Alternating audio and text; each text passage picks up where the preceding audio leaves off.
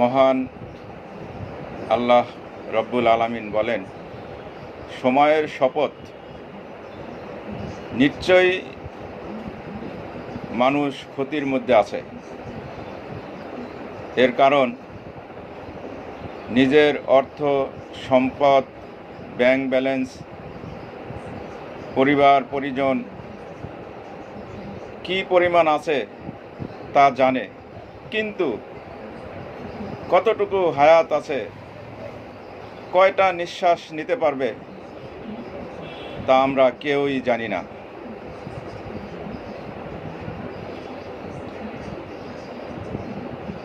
মৃত্যুর সময় মনে হবে যে আহা, কত কিছু বাকি রয়ে গেল,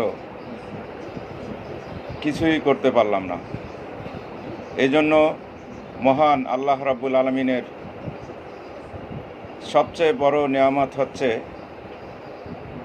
সময় এবং নিঃশ্বাস নেওয়া